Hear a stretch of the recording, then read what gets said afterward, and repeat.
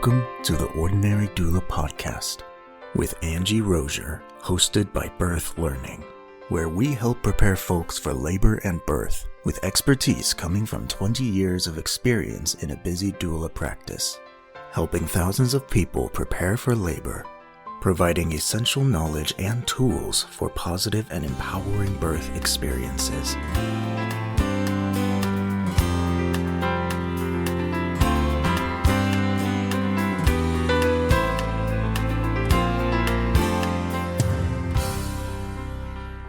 Hi, my name is Angie Rosier. I'm your host of the Ordinary Doula podcast, and we're glad you could be with us today. We're doing another episode that has kind of a lactation slant on it, which can be very important. So I work not only as a birth doula, postpartum doula, but a lactation consultant as well. So I get to see people in the hospital. I work in a couple different local hospitals in lactation and privately as well. I love both of those roles, and they are so very different from each other. So when I help people in the hospital, it's sometimes within minutes after the baby's born, day 1, day 2, day 3, however long they are in the hospital, get to see them at that point, help with what's going on there. And then I also have a private practice and see people in their homes after they get home, whether that baby's 4 days old, 4 weeks old. Sometimes I see babies that are 2 or 3 months old for the first time. And the challenges, the things that they face, the experiences they're having are very different in both of those realms. And I love both of them. So in the beginning, we don't know all of the challenges yet in the beginning, and some challenges crop up later, some come up right away. But I would encourage you to have some resources in your back pocket. So know what to do if you have questions about lactation. We have, this whole new focus. As soon as that baby's born, almost everything focuses to feeding the baby. There's a lot of other things going on as far as recovery from birth, taking care of mom, things like that. But the main focus oftentimes is on feeding that baby because it's something that happens frequently, right? Like every couple of hours, actually. So I want to talk today about the baby's latch. So when the latch, right, is how the breast matches up with, or how the mouth of the baby's mouth matches up with the breast. And what the terminology we talk about in a latch is a deep latch. So a lot of the challenges or the successes about breastfeeding have to do with the latch. Like, how is that baby attaching to the breast? What kind of support is the baby getting in doing that? Some babies need a whole lot of support, like literally, right? Like head support, neck support, keeping that mouth on the nipple. Some breasts need a lot of support as far as holding them up so that the baby can stay latched. If we don't have a great latch, we could have problems. We could have transfer problems where the baby's not getting enough as far as volume. We could have nipple or breast challenges where the mom is having damaged nipples or having a whole lot of pain that she's experiencing, which, as you can imagine, creates a huge challenge if we're breastfeeding every 2 or 3 hours. So the latch is key. It's one of the most key components of the breastfeeding relationship. That has to do with supply, right? Which has to do with weight gains, which has to do with, a lot of things. Breastfeeding is an anatomy matchup. We're matching up the mom's anatomy, her nipple, her breast, and her milk supply, which we don't maybe always know about right in the beginning, how it will be. And we're matching it up with that baby's mouth, the internal and external structures of that baby's mouth, which we didn't meet until they were born, right? So as we match those things up, sometimes the anatomy might cause some hurdles, but sometimes the anatomy challenges can be overcome by a good and a deep latch. So in this episode, I want to discuss what a deep latch is like. There are a couple of things you can look for, like visually. You can see with your own eyes when a baby has a deep latch. There are some things you can feel, like sense on the breast when a baby has a deep latch. And then there's some small adjustments to make. And I do it all the time for people as I'm watching them, like, oh, let's make this small adjustment so that baby can get a deeper latch. And a lot of people, say, yeah, breastfeeding's going pretty well. It kind of hurts or kind of this or that. I have questions about this or that, where so many times just having somebody lay eyes on, whether that's in the hospital, if you have lactation consultants available, I encourage you to talk to them.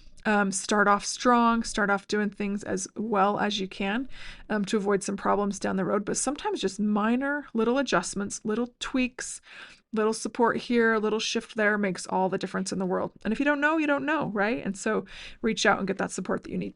Okay, so a deep latch. What we look for on a deep latch is when the baby is on the breast and sucking, right? We have to kind of have sucking going on to be able to see this, but we will see a pulsating movement kind of right in front of the baby's ear where their temple is. So as baby's sucking, mom, you can feel the baby sucking usually, and then others, we can see the baby sucking. So there'll be kind of a pump, pump, pump, pump, whatever the cadence of the sucking is, right? So you'll kind of see a pulsating in front of the baby's ear. If we are getting, some movement and there's really a lot of fast movement, but there's not pulsating by the baby's ear, that baby might not be on very deep. We might kind of have a shallow latch. Another thing we look for is jaw movement. So that whole jaw should kind of be moving. We want the baby's jaw, which travels up into their ear. That's why we're seeing it on the ear, in front of their ear, on their temple. That whole jaw should kind of be involved in a long pulling suck motion. What we don't want to see is what we call dimpling. So if a lot of the movement is right by the baby's lips, so right where a dimple often is, right? And this doesn't, if your baby has a dimple, doesn't mean they're going to be do dimpling by any means. But if we see dimpling, that means the baby has a pretty shallow suck, almost like kissy lips, right? And so if they have kissy or fish lips, that aren't big and wide, then they're going to have some dimpling, and we'll see the more of the movement in the cheek, not in the jaw and by the ear. So that's one thing to look for. Another thing to look for is the gape, or the opening of the baby's mouth. So we want that baby's mouth to be very wide open. So we all know what a 90-degree angle looks like, right? It's like a square. So there's a 90-degree angle. We want the baby's gape to be like 140 degrees, really wide.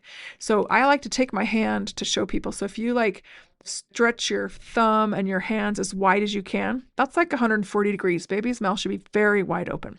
If we're seeing a very small angle, 90 degrees or less, what I call a triangle, right? So the corner of that baby's mouth is making a little tiny triangle that you can see, then that baby is pretty shallow. And sometimes we can't see that angle very well. Why? Because there's a breast in the way. So some people have very soft, supple, large breasts. They're going to just envelop the baby's head. So kind of pull back the breast so that you can see. I like to let a baby do several sucks before I check this. And I'll just gently pull the breast back. The mom can do this. A partner can help with this. If mom's hands are busy, because a lot of times mom has a hand on the baby's head, hand on the breast. She does not have 3 or 4 hands. She needs them, but other hands can be pretty helpful. So maybe someone else kind of pulls back that breast tissue gently. Let the baby get a good rhythm first, and do it gently so that we're not disturbing the latch. Just kind of pull the breast tissue back to see the gape, or the opening of the baby's mouth. On other people, depending on their breast anatomy, you can just glance down and absolutely see that their mouth is wide open. There's no little triangle in the corner of their lips where the upper and lower lip meet. We also want to look for flanged lips, right? So flange just means pointed out. So we've got the upper lip that's kind of folded up and out, bottom lip too. If we have them curled under, not ideal. So just you can kind of flip it up with a finger, with a thumb, to keep that lip up. So those are some things to look for. And then those of you who are breastfeeding, there's things to feel for, right? So there's the visual components, and then you'll learn to feel what a deep latch feels like. It should not hurt. So many people say breastfeeding is painful. It's tough for me, like, gosh, way tougher for the moms, but hard when I see a mom as she latches, she winces in pain. She kind of scrunches up, her shoulders are tight, like she's not having a great time, like something's up with this latch. It should not feel like that. It shouldn't hurt that acutely. So keeping a nice deep latch is going to be helpful. And if you feel, pain, sharp pain that lasts the whole feed, if the nipple's getting damaged, that's a sign of a shallow latch. If it hurts the entire time, that's a sign of a shallow latch. So we want to deepen that latch. Now, one thing that I love to work with is deepening a latch, not relatching all the time. So if we don't have a latch that's great, you can work on deepening the latch without unlatching the baby. Some babies get pretty frustrated being latched on and off all the time, trying to get a deep latch. Some nipples don't like it either. They're like, again, no. So we can kind of just work with what we have. So when you get that baby latched, one of the easiest things to do, and it's pretty simple, right? It's simple. This is not rocket science. It's just to keep that baby close to the mom, remarkably close. So a lot of times the mom will have one hand on the head. So this we call this cross cradle. I wish I could draw a picture for you or show you in person. But if I have the baby on the right breast, my left hand for the mom is the forearm is supporting the baby's body, and my left hand is ear to ear. So I got basically right behind the baby's ears. That gives me control of the baby's head. My other hand, my right hand, is on the right breast, supporting that, and we bring those two things together.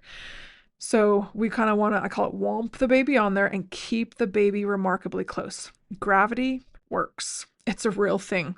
So as we're hanging out there for the duration of a feed, whether that's 10, 20, 30 minutes, moms, sometimes our attention drifts or our hand gets tired and we don't hold that baby crazy close, and that baby can drift off. They kind of fall off the nipple. We get triangulation, I call it.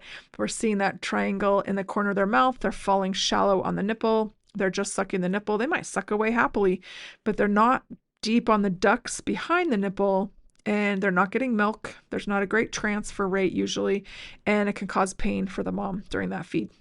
So one of the tricks to keeping a deep latch is to keep the baby remarkably close. Now, something I will do almost every time in hospital and home is give that mom some support as far as something to bolster her hold. Because a lot of times we are sitting straight up or just a slightly bit reclined and we're holding that baby in front of us. I like to I'll roll up a little baby receiving blanket or a hand towel. What you can use a corner of any blanket, really, if it's an adult size blanket. Just roll that up and put it under the mom's wrist. So if she's holding the baby's head with her left hand, baby's nursing on the right side, the right hand is controlling the right breast, put a tuck, I call it a tuck, under the mom's wrist. That will help hold the baby remarkably close. So the mom can relax her hand. Yes, she's holding the baby, but that tuck is doing the work of holding the baby close. So that's a little trick you can work on to keep the baby close, and just kind of watch for that deep latch. And babies over time, as they feed, they get a little tired. As their belly fills up, they get a little sleepy, kind of slow their sucking. And then that might help them or cause them to have a more of a shallow latch. So stimulate them a little bit. Just wiggle them here and there, tickle their feet. You have two hands on two things usually for a while in the early days. One hand on the baby's head, one on the breast. Wiggle something. Wiggle the breast, wiggle the baby's head. You can do breast compressions. So you're kind of like not right at the nipple because we don't want to disturb the latch, but further back, just like pump the breast. And those are called breast compressions. That can help push a little more fluid into the baby. If we're having questions of a lower milk supply, that's increased breast stimulation to help milk supply, especially those ducts that are a little bit farther back. So there's a few things you can do to know that you have a deep latch, to be able to get and keep a deep latch, because when the latch is deep, our nipples won't be sore, babies will gain weight, babies will be satiated, they're not going to be so fussy, hopefully they can get to sleeping a little longer. But almost every problem that comes up with breastfeeding, we're going to go back to latch. Like, what's going on with the latch? Now, there are layers of challenges we would look at. We'll check the latch, check the positioning, see if there's some little tweaks or adjustments we can make. And if that doesn't work, we go to the next level, right? We're going to take a peek in that baby's mouth, a little bit deeper exploration of what's going on with the anatomy of the baby and how is that matched up with the anatomy of the mom. Then we look at like oral restrictions, which are tongue ties, cheek ties or buccal ties, lip ties, and maybe this baby can't get a great latch. We'll also look at the mom's anatomy. Maybe the nipple is very short or it's flat or inverted. By the way, inverted nipples, truly inverted, are quite rare. And flat nipples can be pulled out. So we'd look at using something like a nipple shield. So what can we do to work with the mom's anatomy to match it up to the baby's anatomy? So, but first and primarily, we're going to look at the latch. So going into this, remember to keep a deep latch. You can work and get a deep latch by two things I like to do to make a latch deeper rather than take the baby on and off. One is kind of, I call threading a needle. So you're threading more breast tissue into the baby's mouth. So again, let's say we're holding the baby so that they're breastfeeding on the right side. The mom's left hand is at the baby's ears. So her forearm is supporting the baby's body, holding the baby close to her. The right hand is on the breast. So if our latch isn't amazing, and we can tell that by looking at the baby and what it feels like, mom, you can take your thumb on that breast, hold the baby remarkably close with your left hand, and then your right hand, take that thumb and kind of push more. It's like you're pushing breast tissue under their upper lip. So you can get that latch to become deeper. And with your left hand, you're keeping the baby very close, snugged up close. Another way to do it, to deepen a latch while the baby's on, it's called like a chin pull. Somebody else usually has to do this because the angle and you need 4 hands for this one. So we've got a mom holding the baby's head and the breast, holding them together. Somebody can come from above the mom and sneak your little hand, your finger, your index finger, whoever's helping. I do this many, many times a day. Sneak that finger onto the baby's chin. So you're going between the breast and the chin while the baby's latched and sucking. And just kind of put the finger on the bottom of the baby's chin and roll down the chin. It's kind of a fluid motion to roll down. And at the same time you're rolling down the chin, you're kind of broadening their mouth gape, and then gently push the top of their head, the crown of their head forward. So that will help them get a deeper latch while they're on without take them on again, off again, because nipples sometimes can't handle that very well, and neither do babies like it if they're getting disturbed all that often. So that's some ways we're going to conclude this episode about latch, what a deep latch looks like, feels like, and how you can achieve it. Sometimes it's not possible, but we want to try, and then we work from there. We don't jump to the biggest problems, kind of start low and work up as we need them. Thank you so much for being with me here today. Hopefully some of this has been helpful and you are able to feed your baby in a way that feels successful, sustainable to you, and get the support that you need. There's a lot of lactation help to be had in the world out there. Ask around and see what's available to you. Thanks for being with me on this episode. Hopefully you can get a deep latch and keep a deep latch so that we have positive breastfeeding experiences. Hope you have a great day. My name again is Angie Rosier. This is the Ordinary Doula podcast, signing off. And please make a connection with someone you love today. Make a difference in their life. You never know what that will bring. Hope to see you again next time.